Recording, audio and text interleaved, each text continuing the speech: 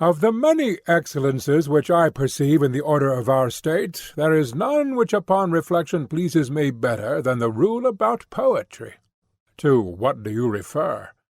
To the rejection of imitative poetry, which certainly ought not to be received, as I see far more clearly now that the parts of the soul have been distinguished. What do you mean? Speaking in confidence, for I should not like to have my words repeated to the tragedians and the rest of the imitative tribe, but I do not mind saying to you that all poetical imitations are ruinous to the understanding of the hearers, and that the knowledge of their true nature is the only antidote to them.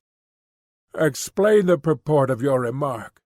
Well, I will tell you, although I have always from my earliest youth had an awe and love of Homer, which even now makes the words falter on my lips, for he is the great captain and teacher of the whole of that charming tragic company. But a man is not to be reverenced more than the truth, and therefore I will speak out. Very good, he said. Listen to me, then, or rather, answer me. Put your question. Can you tell me what imitation is? For I really do not know. A likely thing, then, that I should know. Why not? For a duller eye may often see a thing sooner than the keener. Very true, he said. But in your presence, even if I had any faint notion, I could not muster courage to utter it. Will you enquire yourself? Well, then, shall we begin the enquiry in our usual manner? Whenever a number of individuals have a common name, we assume them to have also a corresponding idea or form. Do you understand me? I do. Let us take any common instance. There are beds and tables in the world, plenty of them, are there not? Yes, but there are only two ideas or forms of them, one the idea of a bed, the other of a table. True. And the maker of either of them makes a bed, or he makes a table for our use, in accordance with the idea.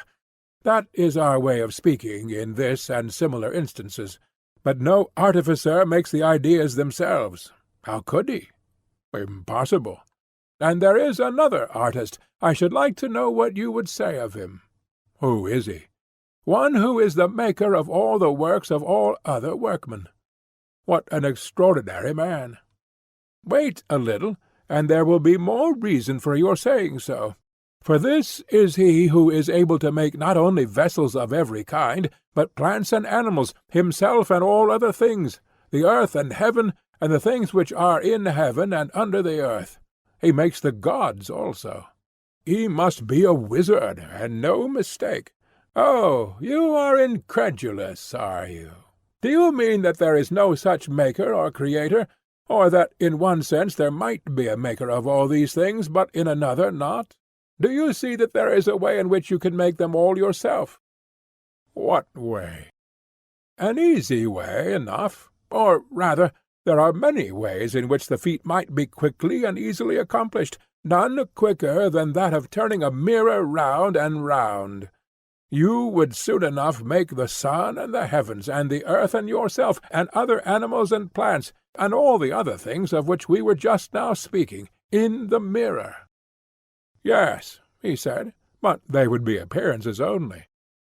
Very good, I said. You are coming to the point now.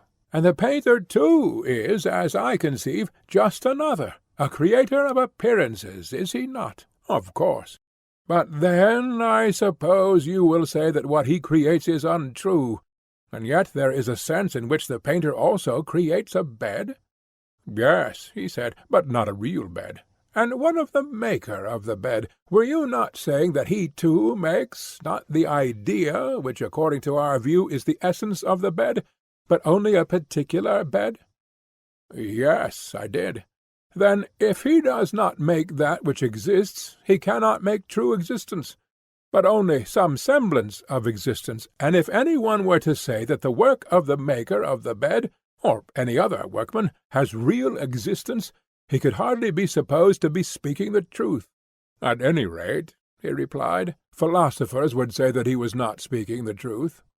No wonder, then, that his work too is an indistinct expression of truth. No wonder. Suppose now that by the light of the examples just offered we inquire who this imitator is. If you please. Well, then, here are 3 beds, one existing in nature, which is made by God, as I think we may say, for no one else can be the maker. No. There is another which is the work of the carpenter. Yes. And the work of a painter is a third. Yes. Beds, then, are of 3 kinds, and there are 3 artists who superintend them, God, the maker of the bed, and the painter. Yes, there are 3 of them. God, whether from choice or from necessity, made one bed in nature, and one only.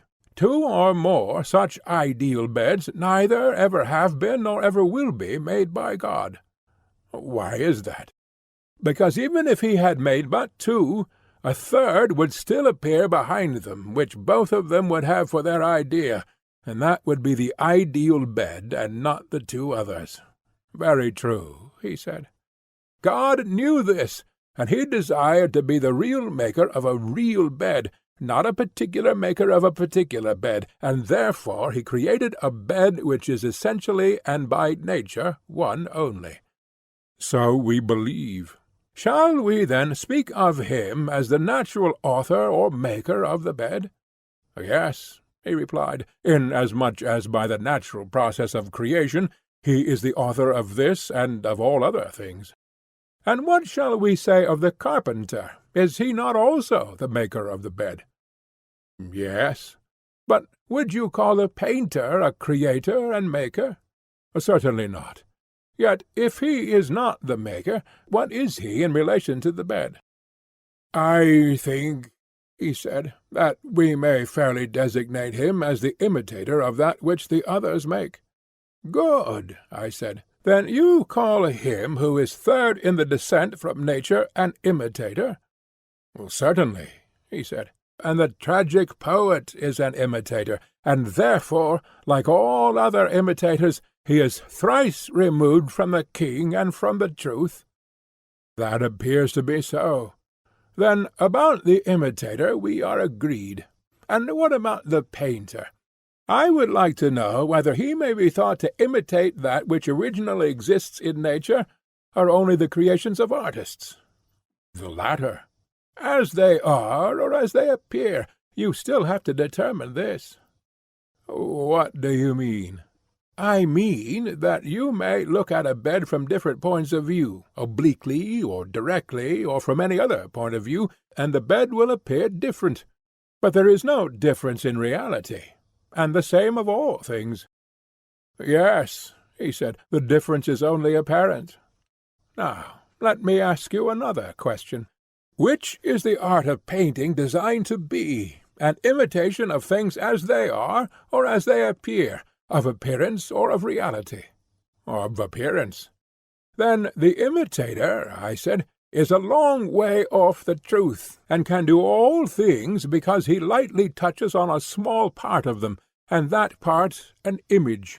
For example, a painter will paint a cobbler, carpenter, or any other artist, though he knows nothing of their arts, and, if he is a good artist, he may deceive children or simple persons when he shows them his picture of a carpenter from a distance, and they will fancy that they are looking at a real carpenter. Certainly. And whenever anyone informs us that he has found a man who knows all the arts and all things else that anybody knows, and every single thing with a higher degree of accuracy than any other man, whoever tells us this, I think that we can only imagine him to be a simple creature who is likely to have been deceived by some wizard or actor whom he met and whom he thought all-knowing, because he himself was unable to analyze the nature of knowledge and ignorance and imitation. Most true.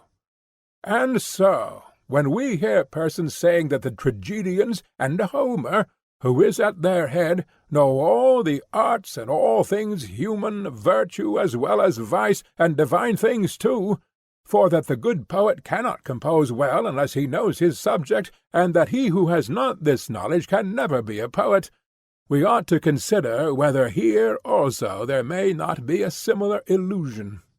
Perhaps they may have come across imitators and been deceived by them. They may not have remembered, when they saw their works, that these were but imitations thrice removed from the truth, and could easily be made without any knowledge of the truth, because they are appearances only, and not realities. Or, after all, they may be in the right, and poets do really know the things about which they seem to the many to speak so well. The question, he said, should by all means be considered. Now, do you suppose that if a person were able to make the original as well as the image, he would seriously devote himself to the image-making branch? Would he allow imitation to be the ruling principle of his life, as if he had nothing higher in him? I should say not. The real artist, who knew what he was imitating, would be interested in realities, and not in imitations, and would desire to leave as memorials of himself works many and fair, and instead of being author of encomiums, he would prefer to be the theme of them. Yes, he said, that would be to him a source of much greater honor and profit. Then, I said, we must put a question to Homer, not about medicine or any of the arts to which his poems only incidentally refer. We are not going to ask him, or any other poet, whether he has cured patients like Asclepius, or left behind him a school of medicine such as Asclepiad's were, or whether he only talks about medicine and other arts at second hand. But we have a right to know respecting military tactics, politics, education, which are the chiefest and noblest subjects of his poems, and we may fairly ask him about them.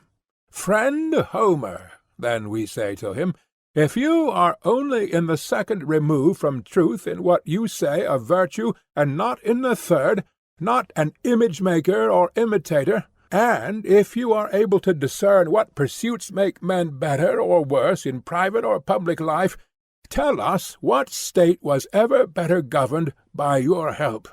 The good order of Lacedaemon is due to Lycurgus, and many other cities, great and small, have been similarly benefited by others. But who says that you have been a good legislator to them, and have done them any good?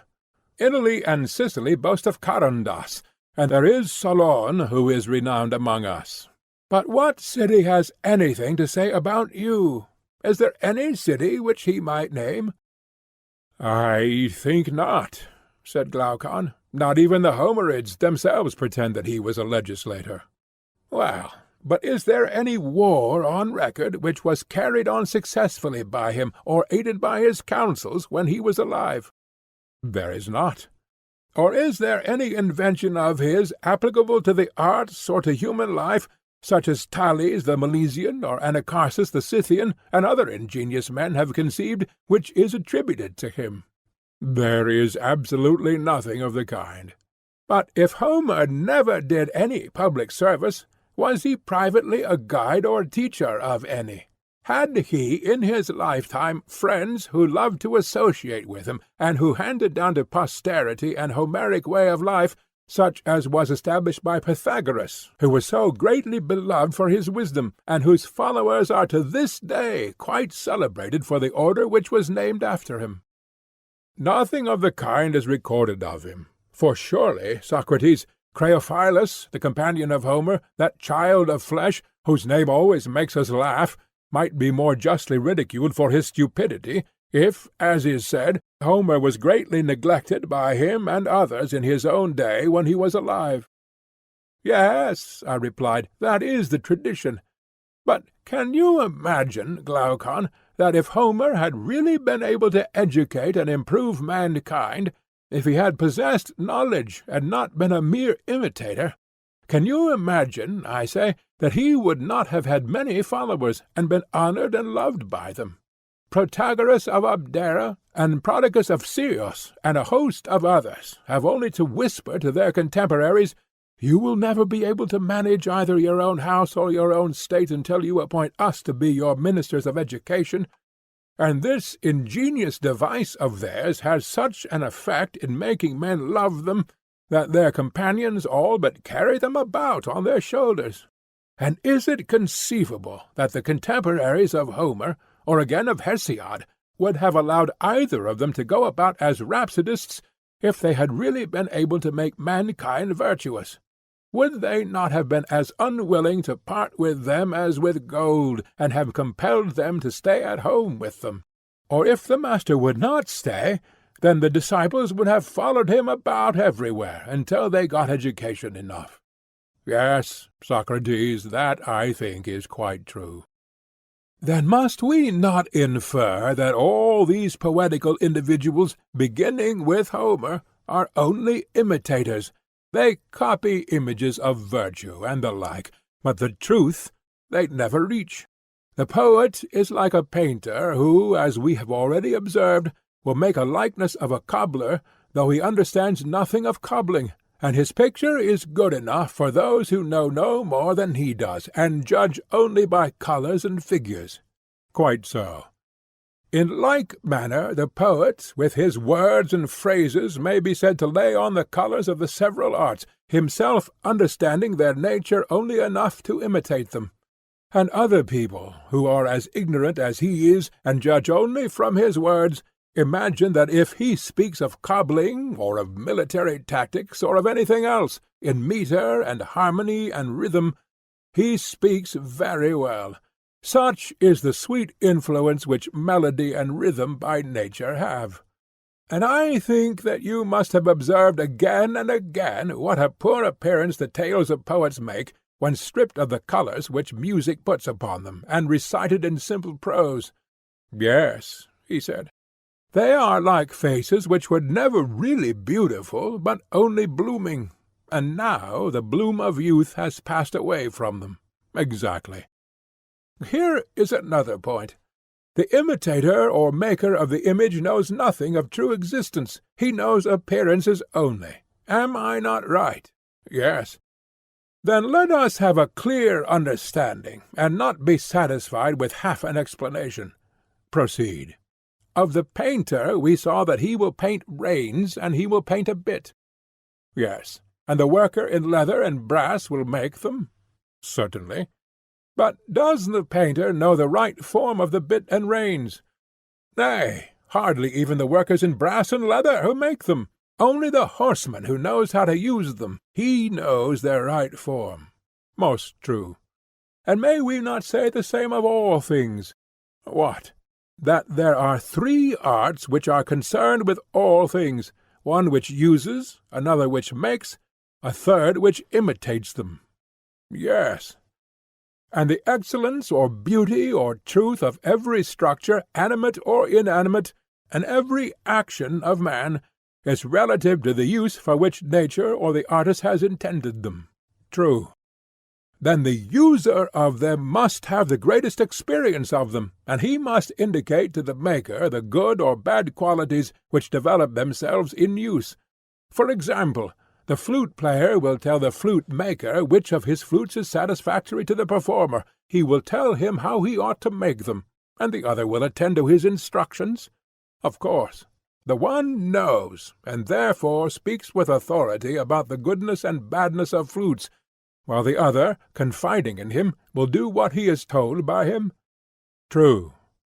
The instrument is the same, but about the excellence or badness of it, the maker will only attain to a correct belief, and this he will gain from him who knows, by talking to him, and being compelled to hear what he has to say, whereas the user will have knowledge. True. But will the imitator have either? Will he know from use whether or no his drawing is correct or beautiful, or will he have right opinion from being compelled to associate with another who knows and gives him instructions about what he should draw? Neither. Then he will no more have true opinion than he will have knowledge about the goodness or badness of his imitations? I suppose not. The imitative artist will be in a brilliant state of intelligence about his own creations? Nay, very much the reverse. And still he will go on imitating without knowing what makes a thing good or bad, and may be expected therefore to imitate only that which appears to be good to the ignorant multitude? Just so. Thus far, then, we are pretty well agreed that the imitator has no knowledge worth mentioning of what he imitates. Imitation is only a kind of play or sport, and the tragic poets, whether they write in iambic or in heroic verse, are imitators in the highest degree? Very true. And now tell me, I conjure you, has not imitation been shown by us to be concerned with that which is thrice removed from the truth? Certainly. And what is the faculty in man to which imitation is addressed? What do you mean? I will explain. The body, which is large when seen near, appears small when seen at a distance. True. And the same object appears straight when looked at out of the water, and crooked when in the water, and the concave becomes convex, owing to the illusion about colours to which the sight is liable. Thus every sort of confusion is revealed within us, and this is that weakness of the human mind on which the art of conjuring and of deceiving by light and shadow and other ingenious devices imposes, having an effect upon us like magic. True. And the arts of measuring and numbering and weighing come to the rescue of the human understanding. There is the beauty of them, and the apparent greater or less or more or heavier no longer have the mastery over us, but give way before calculation and measure and weight. Most true. And this surely must be the work of the calculating and rational principle in the soul? To be sure. And when this principle measures and certifies that some things are equal, and that some are greater or less than others, there occurs an apparent contradiction. True. But were we not saying that such a contradiction is impossible? The same faculty cannot have contrary opinions at the same time about the same thing? Very true. Then that part of the soul which has an opinion contrary to measure is not the same with that which has an opinion in accordance with measure? True. And the better part of the soul is likely to be that which trusts to measure and calculation? Certainly. And that which is opposed to them is one of the inferior principles of the soul? No doubt. This was the conclusion at which I was seeking to arrive when I said that painting or drawing and imitation in general, when doing their own proper work, are far removed from truth, and the companions and friends and associates of a principle within us which is equally removed from reason, and that they have no true or healthy aim. Exactly. The imitative art is an inferior who marries an inferior, and has inferior offspring. Very true. And is this confined to the sight only, or does it extend to the hearing also, relating in fact to what we term poetry? Probably the same would be true of poetry. Do not rely, I said, on a probability derived from the analogy of painting. But let us examine further, and see whether the faculty with which poetical imitation is concerned is good or bad. By all means. We may state the question thus. Imitation imitates the actions of men, whether voluntary or involuntary, on which, as they imagine, a good or bad result has ensued, and they rejoice or sorrow accordingly. Is there anything more? No, there is nothing else. But in all this variety of circumstances is the man at unity with himself?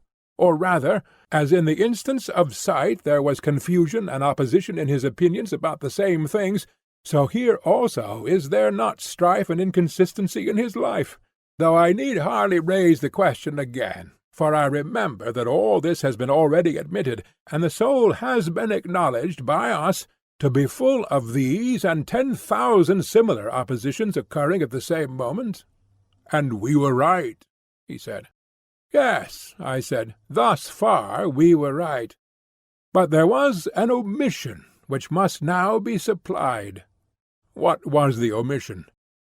Were we not saying that a good man, who has the misfortune to lose his son, or anything else which is most dear to him, will bear the loss with more equanimity than another?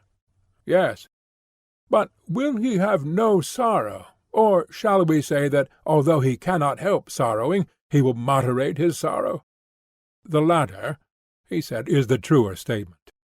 Tell me, Will he be more likely to struggle and hold out against his sorrow when he is seen by his equals, or when he is alone? It will make a great difference whether he is seen or not. When he is by himself he will not mind saying or doing many things which he would be ashamed of any one hearing or seeing him do. True. There is a principle of law and reason in him which bids him resist, as well as a feeling of his misfortune which is forcing him to indulge his sorrow. True. But when a man is drawn in two opposite directions, to and from the same object, this, as we affirm, necessarily implies two distinct principles in him. Certainly. One of them is ready to follow the guidance of the law. How do you mean? The law would say that to be patient under suffering is best, and that we should not give way to impatience, as there is no knowing whether such things are good or evil, and nothing is gained by impatience. Also, because no human thing is of serious importance, and grief stands in the way of that which at that moment is most required. What is most required? He asked. That we should take counsel about what has happened, and when the dice have been thrown, order our affairs in the way which reason deems best, not, like children who have had a fall, keeping hold of the part struck and wasting time in setting up a howl, but always accustoming the soul forthwith to apply a remedy, raising up that which is sickly and fallen, banishing the cry of sorrow by the healing art. Yes, he said, that is the true way of meeting the attacks of fortune. Yes, I said, and the higher principle is ready to follow this suggestion of reason? Clearly. And the other principle, which inclines us to recollection of our troubles and to lamentation, and can never have enough of them, we may call irrational, useless, and cowardly? Indeed we may. And does not the latter, I mean the rebellious principle, furnish a great variety of materials for imitation? Whereas the wise and calm temperament, being always nearly equable, is not easy to imitate, or to appreciate when imitated, especially at a public festival when a promiscuous crowd is assembled in a theatre, for the feeling represented is one to which they are strangers. Certainly. Then the imitative poet who aims at being popular is not by nature made, nor is his art intended, to please or to affect the rational principle in the soul, but he will prefer the passionate and fitful temper, which is easily imitated. Clearly. And now we may fairly take him and place him by the side of the painter, for he is like him in two ways. First, inasmuch as his creations have an inferior degree of truth. In this I say he is like him, and he is also like him in being concerned with an inferior part of the soul, and therefore we shall be right in refusing to admit him into a well-ordered state, because he awakens and nourishes and strengthens the feelings, and impairs the reason. As in a city when the evil are permitted to have authority, and the good are put out of the way, so in the soul of man, as we maintain, the imitative poet implants an evil constitution, for he indulges the irrational nature which has no discernment of greater and less, but thinks the same thing at one time great and another small. He is a manufacturer of images, and is very far removed from the truth. Exactly. But we have not yet brought forward the heaviest count in our accusation. The power which poetry has of harming even the good, and there are very few who are not harmed, is surely an awful thing. Yes, certainly, if the effect is what you say.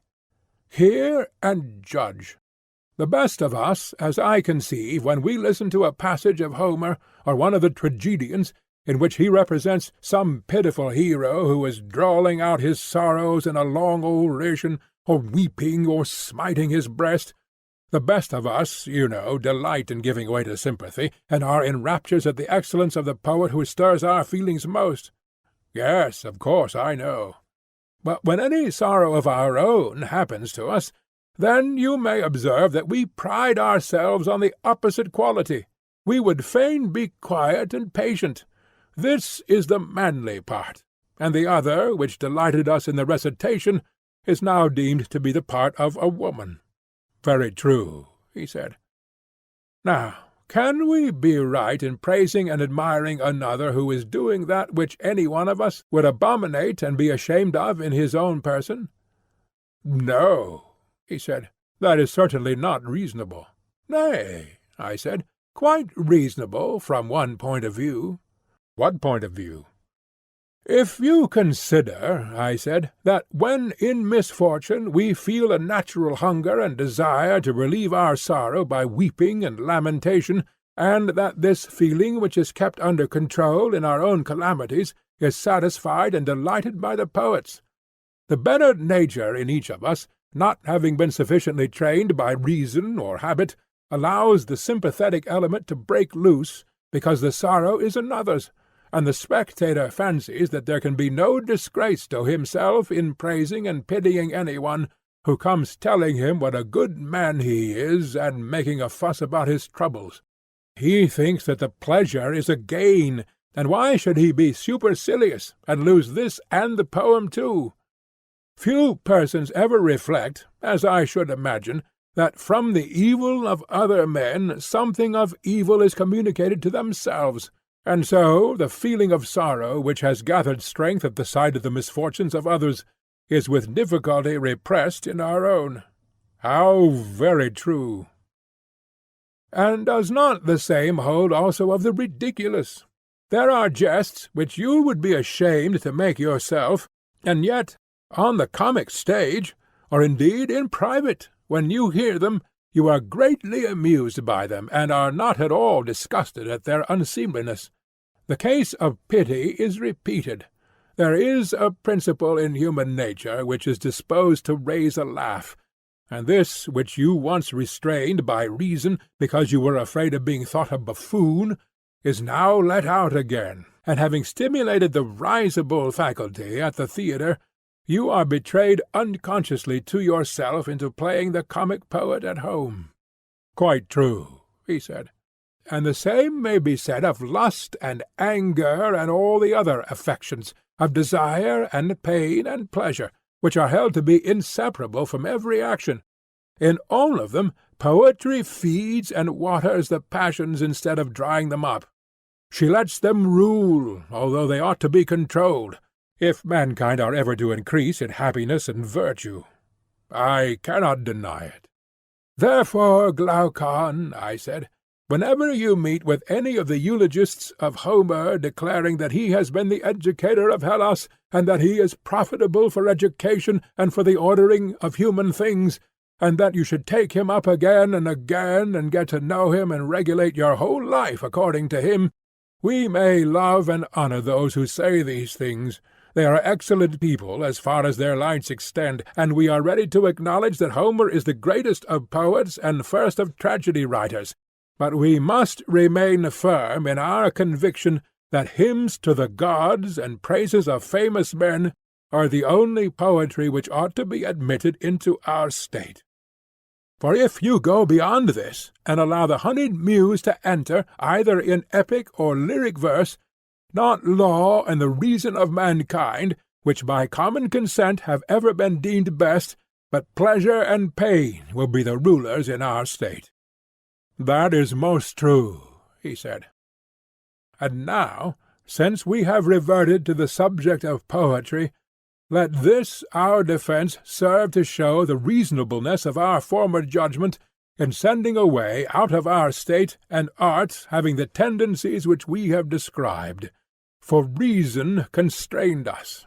But that she may not impute to us any harshness or want of politeness, let us tell her that there is an ancient quarrel between philosophy and poetry, of which there are many proofs, such as the saying of the yelping hound howling at her lord, or of one mighty in the vain talk of fools, and the mob of sages circumventing Zeus, and the subtle thinkers who are beggars after all. And there are innumerable other signs of ancient enmity between them.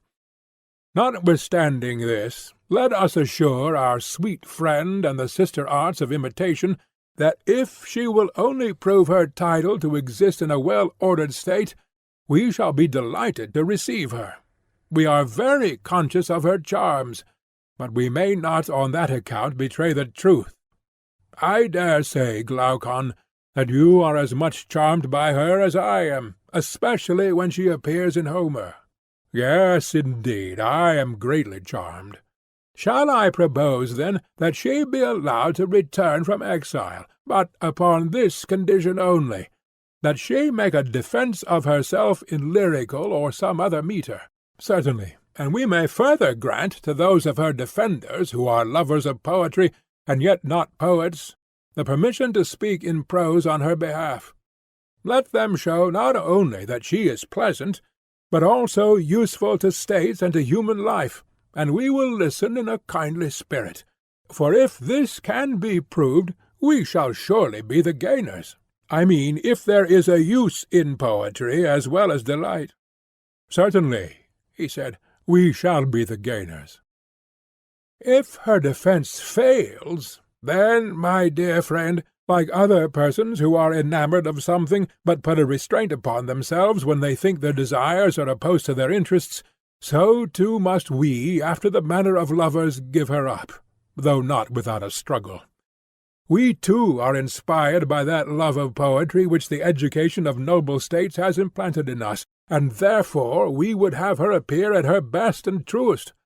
But so long as she is unable to make good her defence, this argument of ours shall be a charm to us, which we will repeat to ourselves while we listen to her strains, that we may not fall away into the childish love of her which captivates the many.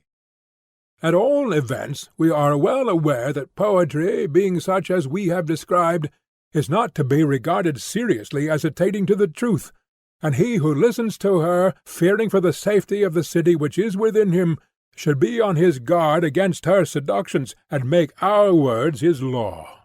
Yes, he said, I quite agree with you. Yes, I said, my dear Glaucon, for great is the issue at stake, greater than appears, whether a man is to be good or bad, and what will any one be profited, if under the influence of honour or money or power, aye, or under the excitement of poetry, he neglect justice and virtue? Yes, he said, I have been convinced by the argument, as I believe that any one else would have been. And yet no mention has been made of the greatest prizes and rewards which await virtue. What, are there any greater still? If there are, they must be of inconceivable greatness. Why, I said, what was ever great in a short time? The whole period of 80 years and 10 is surely but a little thing in comparison with eternity. Say rather nothing, he replied. And should an immortal being seriously think of this little space rather than of the whole? Of the whole, certainly. But why do you ask? Are you not aware, I said, that the soul of man is immortal and imperishable? He looked at me in astonishment, and said, No, by heaven! And are you really prepared to maintain this? Yes, I said, I ought to be, and you too. There is no difficulty in proving it. I see a great difficulty, but I should like to hear you state this argument of which you make so light. Listen, then. I am attending. There is a thing which you call good, and another which you call evil? Yes, he replied. Would you agree with me in thinking that the corrupting and destroying element is the evil, and the saving and improving element the good? Yes. And you admit that everything has a good and also an evil, as ophthalmia is the evil of the eyes and disease of the whole body, as mildew is of corn, and rot of timber, or rust of copper and iron. In everything, or in almost everything, there is an inherent evil and disease? Yes, he said. And anything which is infected by any of these evils is made evil, and at last wholly dissolves and dies? True. The vice and evil which is inherent in each is the destruction of each, and if this does not destroy them, there is nothing else that will. For good certainly will not destroy them, nor again that which is neither good nor evil. Certainly not. If then we find any nature which, having this inherent corruption, cannot be dissolved or destroyed, We may be certain that of such a nature there is no destruction. That may be assumed. Well, I said, and is there no evil which corrupts the soul? Oh, yes, he said, there are all the evils which we were just now passing in review, unrighteousness, intemperance, cowardice, ignorance. But does any of these dissolve or destroy her? And here do not let us fall into the error of supposing that the unjust and foolish man, when he is detected, perishes through his own injustice, which is an evil of the soul. Take the analogy of the body. The evil of the body is a disease which wastes and reduces and annihilates the body, and all the things of which we were just now speaking come to annihilation through their own corruption attaching to them and inhering in them, and so destroying them. Is not this true? Yes. Consider the soul in like manner. Does the injustice or other evil which exists in the soul waste and consume her? Do they, by attaching to the soul and inhering in her, at last bring her to death, and so separate her from the body? Certainly not. And yet, I said, it is unreasonable to suppose that anything can perish from without through affection of external evil, which could not be destroyed from within by a corruption of its own. It is, he replied. Consider, I said, Glaucon, that even the badness of food, whether staleness, decomposition, or any other bad quality, when confined to the actual food, is not supposed to destroy the body. Although, if the badness of food communicates corruption to the body, then we should say that the body has been destroyed by a corruption of itself, which is disease brought on by this. But that the body, being one thing, can be destroyed by the badness of food, which is another, and which does not engender any natural infection, this we shall absolutely deny. Very true. And on the same principle, unless some bodily evil can produce an evil of the soul, we must not suppose that the soul, which is one thing, can be dissolved by any merely external evil which belongs to another. Yes, he said, there is reason in that.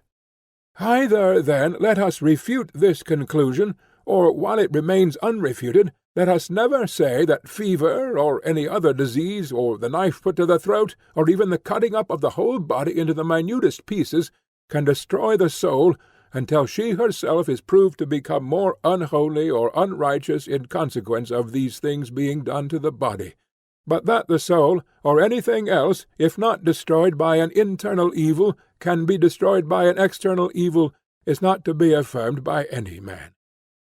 And surely, he replied, no one will ever prove that the souls of men become more unjust in consequence of death. But if some one who would rather not admit the immortality of the soul boldly denies this, and says that the dying do really become more evil and unrighteous, then, if the speaker is right, I suppose that injustice, like disease, must be assumed to be fatal to the unjust, and that those who take this disorder die by the natural inherent power of destruction which evil has, and which kills them sooner or later, but in quite another way from that in which, at present, the wicked receive death at the hands of others as the penalty of their deeds. Nay, he said, in that case injustice, if fatal to the unjust, will not be so very terrible to him, for he will be delivered from evil. But I rather suspect the opposite to be the truth, and that injustice, which, if it have the power, will murder others, keeps the murderer alive, aye, and well awake too.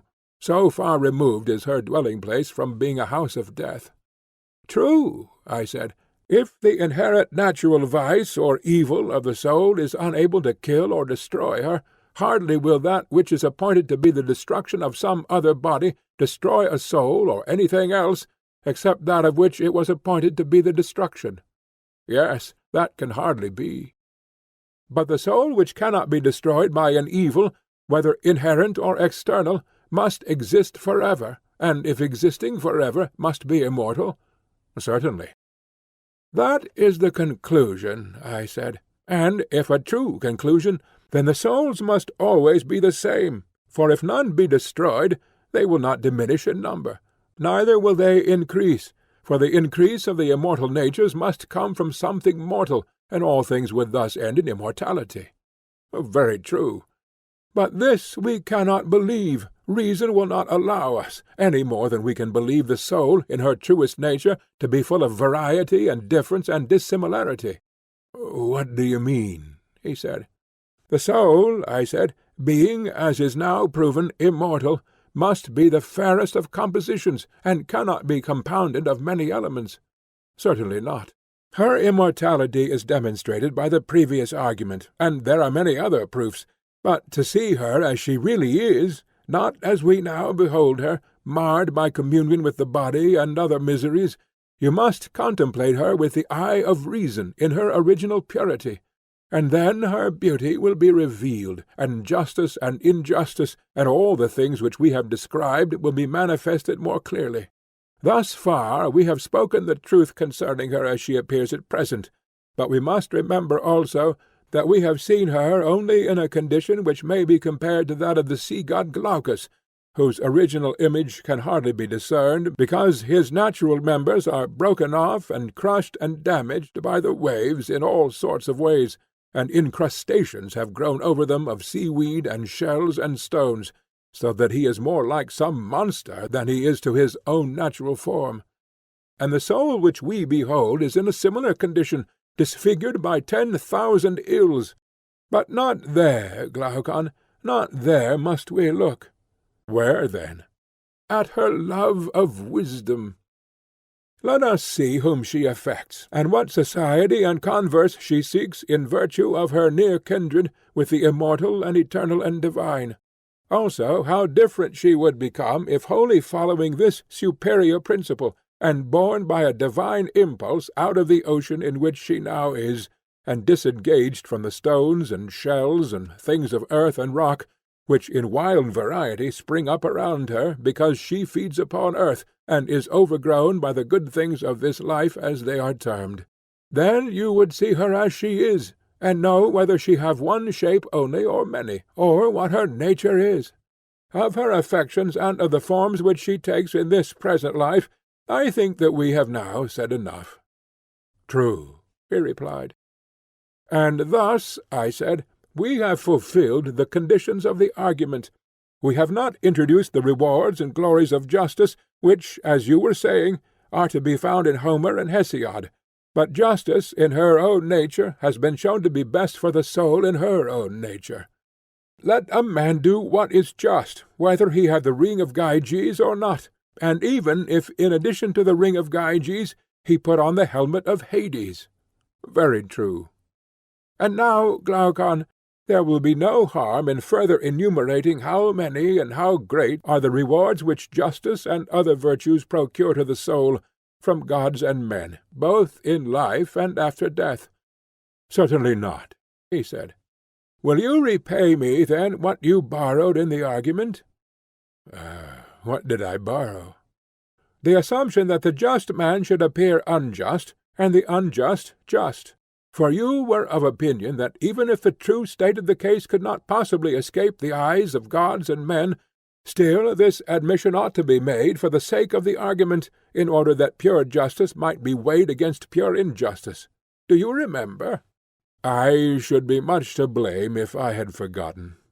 "Then, as the cause is decided, I demand on behalf of justice that the estimation in which she is held by gods and men, and which we acknowledge to be her due, should now be restored to her by us. Since she has been shown to confer reality, and not to deceive those who truly possess her, let what has been taken from her be given back, that so she may win that palm of appearance which is hers also, and which she gives to her own." "The demand," he said, "is just." "In the first place, I said, and this is the first thing which you will have to give back, the nature both of the just and unjust is truly known to the gods. Granted. And if they are both known to them, one must be the friend and the other the enemy of the gods, as we admitted from the beginning. True. And the friend of the gods may be supposed to receive from them all things at their best, excepting only such evil as is the necessary consequence of former sins? Certainly. Then this must be our notion of the just man, that even when he is in poverty or sickness, or in any other seeming misfortune, All things will in the end work together for good to him in life and death, for the gods have a care of any one whose desire is to become just and to be like God, as far as man can attain the divine likeness by the pursuit of virtue. Yes, he said, if he is like God, he will surely not be neglected by him. And of the unjust, may not the opposite be supposed? Certainly. Such, then, are the palms of victory which the gods give the just? That is my conviction. And what do they receive of men? Look at things as they really are, and you will see that the clever unjust are in the case of runners, who run well from the starting place to the goal, but not back again from the goal. They go off at a great pace, but in the end only look foolish, slinking away with their ears draggling on their shoulders, and without a crown. But the true runner comes to the finish, and receives the prize, and is crowned. And this is the way with the just. He who endures to the end of every action and occasion of his entire life has a good report, and carries off the prize which men have to bestow. True. And now you must allow me to repeat of the just the blessings which you were attributing to the fortunate unjust. I shall say of them what you were saying of the others, that as they grow older they become rulers in their own city if they care to be. They marry whom they like, and give in marriage to whom they will. All that you said of the others I now say of these. And, on the other hand, of the unjust I say that the greater number, even though they escape in their youth, are found out at last, and look foolish at the end of their course, and when they come to be old and miserable, are flouted alike by stranger and citizen. They are beaten, and then come those things unfit for ears polite, as you truly term them. They will be racked, and have their eyes burned out, as you were saying. And you may suppose that I have repeated the remainder of your tale of horrors. But will you let me assume, without reciting them, that these things are true? Certainly, he said, what you say is true. These, then, are the prizes and rewards and gifts which are bestowed upon the just by gods and men in this present life, in addition to the other good things which justice of herself provides. Yes, he said, and they are fair and lasting. And yet, I said, all these are as nothing, either in number or greatness, in comparison with those other recompenses which await both just and unjust after death. And you ought to hear them. And then both just and unjust will have received from us a full payment of the debt which the argument owes to them. Speak, he said. There are few things which I would more gladly hear. Well, I said, I will tell you a tale. Not one of the tales which Odysseus tells to the hero Alcinous, yet this too is a tale of a hero, the son of Armenius, a Pamphylian by birth. He was slain in battle, and 10 days afterwards, when the bodies of the dead were taken up already in a state of corruption, his body was found unaffected by decay, and carried home to be buried. And on the 12th day, as he was lying on the funeral pyre, he returned to life, and told them what he had seen in the other world. He said that when his soul left the body he went on a journey with a great company, and that they came to a mysterious place, at which there were 2 openings in the earth. They were near together, and over against them were 2 other openings in the heaven above. In the intermediate space there were judges seated, who commanded the just, after they had given judgment on them, and had bound their sentences in front of them, to ascend by the heavenly way on the right hand. And in like manner the unjust were bidden by them to descend by the lower way on the left hand. These also bore the symbols of their deeds, but fastened on their backs. He drew near, and they told him that he was to be the messenger who would carry the report of the other world to men, and they bade him hear and see all that was to be heard and seen in that place. Then he beheld and saw on one side the souls departing at either opening of heaven and earth, when sentence had been given on them, and at the 2 other openings other souls, some ascending out of the earth, dusty and worn with travel, some descending out of heaven, clean and bright. And arriving ever and anon, they seemed to have come from a long journey, and they went forth with gladness into the meadow, where they encamped as at a festival. And those who knew one another embraced and conversed, the souls which came from earth curiously inquiring about the things above, and the souls which came from heaven about the things beneath. And they told one another of what had happened by the way, those from below weeping and sorrowing at the remembrance of the things which they had endured and seen in their journey beneath the earth. Now the journey lasted 1,000 years, while those from above were describing heavenly delights and visions of inconceivable beauty. The story, Glaucon, would take too long to tell, but the sum was this. He said that for every wrong which they had done to any one they suffered tenfold, or once in 100 years, such being reckoned to be the length of man's life, and the penalty being thus paid 10 times in 1,000 years. If, for example, there were any who had been the cause of many deaths, or had betrayed or enslaved cities or armies, or been guilty of any other evil behavior, for each and all of their offences they received punishment 10 times over, and the rewards of beneficence and justice and holiness were in the same proportion. I need hardly repeat what he said concerning young children dying almost as soon as they were born. Of piety and impiety to gods and parents, and of murderers, there were retributions other and greater far which he described. He mentioned that he was present when one of the spirits asked another, "Where is Ardias the Great?" Now this Ardias lived 1,000 years before the time of He had been the tyrant of some city of Pamphylia, and had murdered his aged father and his elder brother, and was said to have committed many other abominable crimes.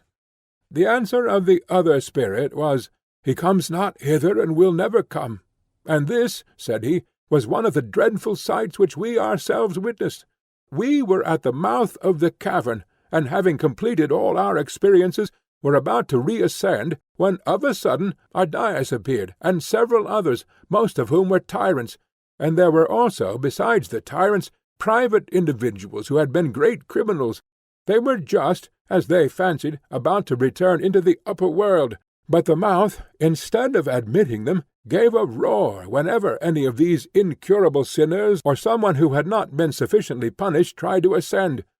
And then wild men of fiery aspect, who were standing by and heard the sound, seized and carried them off, and Ardias and others they bound head and foot and hand, and threw them down, and flayed them with scourges, and dragged them along the road at the side, carding them on thorns like wool, and declaring to the passers-by what were their crimes, and that they were being taken away to be cast into hell.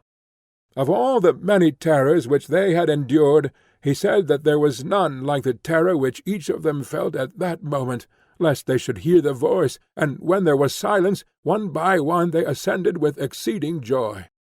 These, said were the penalties and retributions, and there were blessings as great. Now, when the spirits which were in the meadow had tarried 7 days, on the 8th they were obliged to proceed on their journey, and on the 4th day after, he said that they came to a place where they could see from above a line of light, straight as a column, extending right through the whole heaven and through the earth, in colour resembling the rainbow, only brighter and purer. Another day's journey brought them to the place, and there, in the midst of the light, they saw the ends of the chains of heaven let down from above. For this light is the belt of heaven, and holds together the circle of the universe, like the undergirders of a trireme. From these ends is extended the spindle of necessity, on which all the revolutions turn. The shaft and hook of this spindle are made of steel, and the whorl is made partly of steel and also partly of other materials. Now the whorl is in form like the whorl used on earth, and the description of it implied that there was one large hollow whorl which is quite scooped out, and into this is fitted another lesser one, and another, and 4 others, making 8 in all, like vessels which fit into one another. The whorls show their edges on the upper side, and on the lower side all together form one continuous whorl. This is pierced by the spindle, which is driven home through the centre of the 8th. The first and outermost whorl has the rim broadest, and the 7 inner whorls are narrower, in the following proportions. The 6th is next to the 1st in size, the 4th next to the 6th, then comes the 8th, the 7th is 5th, the 5th is 6th, the 3rd is 7th, last and 8th comes the 2nd. The largest is spangled, and the 7th is brightest, the 8th coloured by the reflected light of the 7th. The 2nd and 5th are in colour like one another, and yellower than the preceding.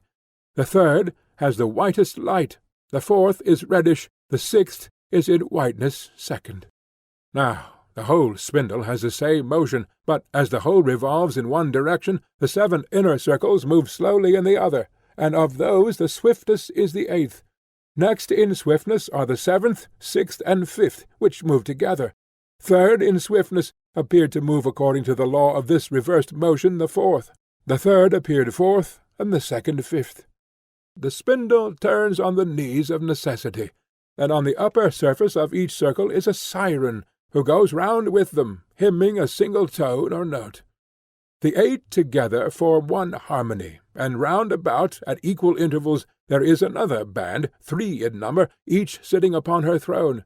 These are the Fates, daughters of necessity, who are clothed in white robes and have chaplets upon their heads, Lachesis and Clotho and Atropos, who accompany with their voices the harmony of the sirens, Lachesis singing of the past, Clotho of the present, Atropos of the future. Clotho from time to time assisting with a touch of her right hand the revolution of the outer circle of the whorl or spindle, and Atropos with her left hand touching and guiding the inner ones, and Lachesis laying hold of either in turn, first with one hand and then with the other. When and the spirits arrived, their duty was to go on at once to Lachesis. But first of all there came a prophet, who arranged them in order. Then he took from the knees of Lachesis lots and samples of lives, and having mounted a high pulpit, spoke as follows. Hear the word of Lachesis, the daughter of necessity. Mortal souls, behold a new cycle of life and mortality. Your genius will not be allotted to you, but you will choose your genius, and let him who draws the first lot have the first choice, and the life which he chooses shall be his destiny. Virtue is free, and as a man honours or dishonours her, he will have more or less of her. The responsibility is with the chooser. God is justified. When the interpreter had thus spoken, he scattered lots indifferently among them all, and each of them took up the lot which fell near him. All but himself. He was not allowed, and each as he took his lot perceived the number which he had obtained. Then the interpreter placed on the ground before them the samples of lives, and there were many more lives than the souls present, and they were of all sorts. There were lives of every animal, and of man in every condition, and there were tyrannies among them, some lasting out the tyrant's life, others which broke off in the middle, and came to an end in poverty and exile and beggary. And there were lives of famous men, some who were famous for their form and beauty, as well as for their strength and success in games, or again for their birth and the qualities of their ancestors, and some who were the reverse of famous for the opposite qualities, and of women likewise. There was not, however, any definite character in them, because the soul, when choosing a new life, must of necessity become different. But there was every other quality, and they all mingled with one another, and also with elements of wealth and poverty, and disease and health, and there were mean states also. And here, my dear Glaucon, is the supreme peril of our human state, and therefore the utmost care should be taken. Let each one of us leave every other kind of knowledge, and seek and follow one thing only, if peradventure he may be able to learn, and may find some one who will make him able to learn and discern between good and evil, and so to choose always and everywhere the better life as he has opportunity.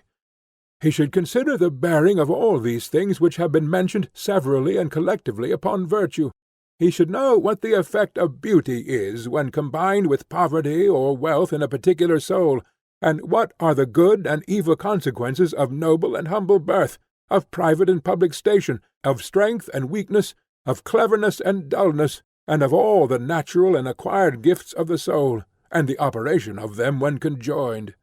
He will then look at the nature of the soul, and from the consideration of all these qualities he will be able to determine which is the better and which is the worse, and so he will choose, giving the name of evil to the life which will make his soul more unjust, and good to the life which will make his soul more just. all else he will disregard. For we have seen and know that this is the best choice both in life and after death. A man must take with him into the world below an adamantine faith in truth and right, that there too he may be undazzled by the desire of wealth or the other allurements of evil, lest, coming upon tyrannies and similar villainies, he do irremediable wrongs to others, and suffer yet worse himself. But let him know how to choose the mean and avoid the extremes on either side as far as possible, not only in this life, but in all that which is to come, for this is the way of happiness. And according to the report of the messenger from the other world, this was what the prophet said at the time. Even for the last comer, if he chooses wisely and will live diligently, there is appointed a happy and not undesirable existence. Let not him who chooses first be careless, and let not the last despair. And when he had spoken, he who had the first choice came forward, and in a moment chose the greatest tyranny.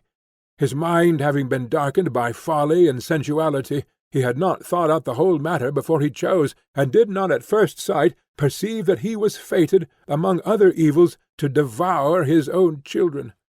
But when he had time to reflect, and saw what was in the lot, he began to beat his breast and lament over his choice, forgetting the proclamation of the prophet.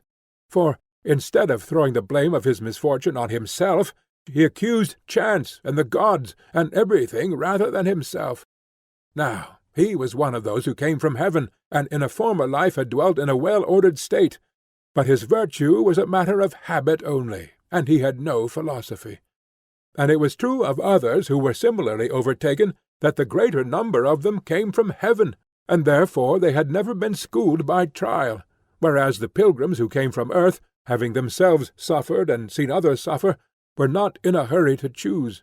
And owing to this inexperience of theirs, and also because the lot was a chance, many of the souls exchanged a good destiny for an evil, or an evil for a good. For if a man had always on his arrival in this world dedicated himself from the first to sound philosophy, and had been moderately fortunate in the number of the lot, he might, as the messenger reported, be happy here, and also his journey to another life and return to this, instead of being rough and underground, would be smooth and heavenly. Most curious, he said, was the spectacle, sad and laughable and strange, for the choice of the souls was in most cases based on their experience of a previous life. There he saw the soul which had once been Orpheus, choosing the life of a swan out of enmity to the race of women, hating to be born of a woman because they had been his murderers. He beheld also the soul of Thamyris choosing the life of a nightingale. Birds, on the other hand, like the swan and other musicians, wanting to be men. The soul which obtained the 20th lot chose the life of a lion, and this was the soul of Ajax, the son of Telamon, who would not be a man, remembering the injustice which was done him in the judgment about the arms. The next was Agamemnon, who took the life of an eagle, because, like Ajax, he hated human nature by reason of his sufferings. About the middle came the lot of Atalanta. She, seeing the great fame of an athlete, was unable to resist the temptation, and after her there followed the soul of Epeus, the son of Panopeus, passing into the nature of a woman, cunning in the arts, and far away among the last who chose, the soul of the jester Thersites was putting on the form of a monkey. There came also the soul of Odysseus, having yet to make a choice, and his lot happened to be the last of them all. Now, the recollection of former toils had disenchanted him of ambition, and he went about for a considerable time in search of the life of a private man who had no cares. He had some difficulty in finding this, which was lying about and had been neglected by everybody else, and when he saw it, he said that he would have done the same had his lot been first instead of last, and that he was delighted to have it. And not only did men pass into animals, but I must also mention that there were animals, tame and wild, who changed into one another and into corresponding human natures, the good into the gentle, and the evil into the savage, in all sorts of combinations. All the souls had now chosen their lives, and they went in the order of their choice to Lachesis, who sent with them the genius whom they had severally chosen, to be the guardian of their lives and the fulfiller of the choice. This genius led the souls first to Clotho, and drew them within the revolution of the spindle impelled by her hand, thus ratifying the destiny of each, and then, when they were fastened to this, carried them to Atropos, who spun the threads and made them irreversible, whence, without turning round, they passed beneath the throne of necessity, and when they had all passed, they marched on in a scorching heat to the plain of forgetfulness, which was a barren waste destitute of trees and verdure. And then, towards evening, they encamped by the river of unmindfulness, whose water no vessel can hold.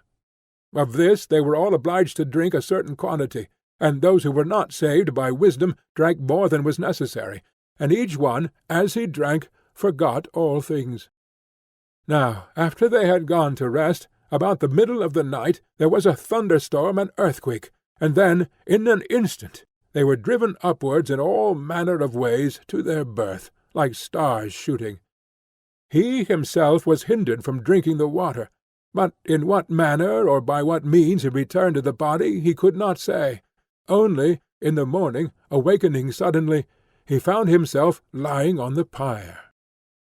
And thus, Glaucon, the tale has been saved, and has not perished, and will save us, if we are obedient to the word spoken, and we shall pass safely over the river of forgetfulness, and our soul will not be defiled. Wherefore, my counsel is, that we hold fast ever to the heavenly way, and follow after justice and virtue always, considering that the soul is immortal, and able to endure every sort of good and every sort of evil. Thus shall we live dear to one another and to the gods, both while remaining here, and when, like conquerors in the games who go round to gather gifts, we receive our reward. And it shall be well with us, both in this life and in the pilgrimage of 1,000 years, which we have been describing. End of the Republic.